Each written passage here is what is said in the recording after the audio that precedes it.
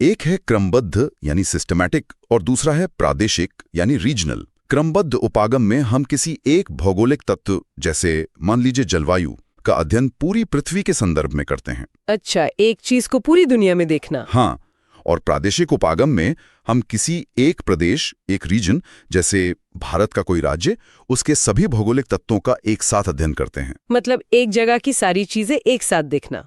बिल्कुल। क्रमबद्ध उपागम के तहत 3 मुख्य शाखाएं हैं: भौतिक भूगोल यानी फिजिकल ज्योग्राफी, मानव भूगोल यानी ह्यूमन ज्योग्राफी और जीव भूगोल यानी बायो ज्योग्राफी। शुरुआत भौतिक भूगोल से करते हैं। ये शायद भूगोल का सबसे आधारभूत हिस्सा है। हाँ बिल्कुल। भौतिक भूगोल की उपशाखाएं हैं, पहली भू आकृति विज्ञान यानी जियोमॉर्फोलॉजी। ये पृथ्वी की स्थलाकृतियों, लैंडफॉर्म्स जैसे पर्वत, पठार, मैदान, इनके बनने की प्रक्रियाओं का अध्ययन है। दूसरी जलवायु विज्ञान यानी क्लाइमेटोलॉजी। ये मौसम और जलवायु के तत्वों, तापमान, वर्षा, हवा और उनके वितरण का अध्ययन है। तीसरी जल विज्ञान यानी हाइड्रोलॉजी, जो पृथ्वी पर जल के वितरण और सर्कुलेशन से संबंधित है। और चौथी मृदा भूगोल यानी सॉइल ज्योग्राफी, जो मिट्टी के निर्माण, प्रकार और वितरण का अध्ययन करता है। ये शाखाएं भूगोल की नींव बनाती हैं। और यूपीएससी के लिए इनकी अहमियत बहुत ज्यादा है। हाँ। एनसीईआरटी में इन सभी का जिक्र है। उदाहरण के तौर पर यूपीएससी मेंस 2013 GS1 का प्रश्न 19A सीधे तौर पर महाद्वीपीय विस्थापन सिद्धांत यानी कॉन्टिनेंटल ड्रिफ्ट थ्योरी के बारे में था। हाँ, वो तो जियोमॉर्फोलॉजी का बिल्कुल कोर कॉन्सेप्ट है। बिल्कुल। उसी वर्ष GS1 का प्रश्न 20B तापमान व्युत्क्रमण यानी टेम्परेचर इन्वर्जन पर था, जो क्लाइमेटोलॉजी का एक महत्वपूर्ण कॉन्सेप्ट है। GS1 का प्रश्न 21 दुनिया के गर्म मरुस्थलों, हॉट डेजर्ट्स के स्थान और उनके कारणों पर था। इसमें जलवायु और भू आकृति दोनों की समझ जरूरी थी। तो इन भौतिक प्रक्रियाओं को समझे बिना मेंस के उत्तर लिखना संभव नहीं है। तो ये प्रक्रियाएं समझना, जैसे प्लेट टेक्टोनिक्स कैसे काम करती है या वायुमंडल में तापमान कैसे बदलता है, ये इसलिए जरूरी है क्योंकि ये हमें भौगोलिक घटनाओं के क्यों का जवाब देता है कि ऐसा क्यों हो रहा है। बिल्कुल।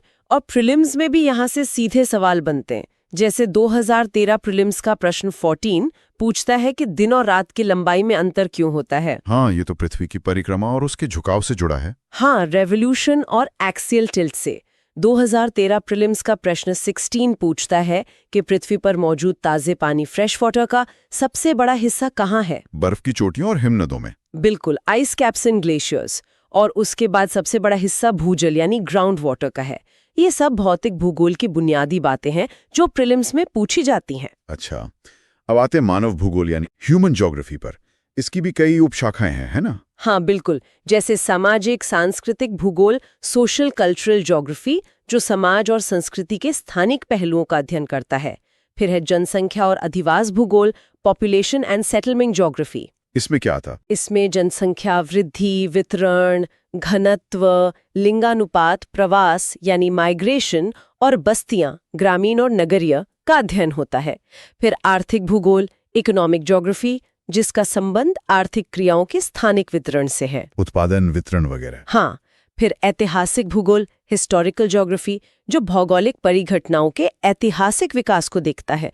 और राजनैतिक भूगोल, पॉलिटिकल ज्योग्राफी, जो राजनैतिक इकाइयों और प्रक्रियाओं के स्थानिक आयामों का अध्ययन करता है। एनसीईआरटी इन सभी का एक संक्षिप्त परिचय तो देता है। यूपीएससी में इनकी प्रासंगिकता कैसे दिखती है? कोई उदाहरण? हाँ, कई उदाहरण हैं। देखिए, 2015 मेंस GS1 का प्रश्न 11 भारत में श्रम प्रवास यानी लेबर माइग्रेशन के रुझानों पर था। प्रश्न 10 लिंगानुपात में असमानता, डिस्पैरिटीज इन सेक्स रेशियो पर था। 2013 मेंस GS1 का प्रश्न 17 वृद्ध जनसंख्या पर वैश्वीकरण के प्रभाव, ग्लोबलाइजेशंस इम्पैक्ट ऑन एज्ड पॉपुलेशन पर था। ये तो सीधे मानव भूगोल के मुद्दे हैं। बिल्कुल। ये सभी सवाल सीधे मानव भूगोल की अवधारणाओं, जनसंख्या, प्रवास, सामाजिक परिवर्तन से जुड़े हैं। यहाँ समाज, संस्कृति और अर्थव्यवस्था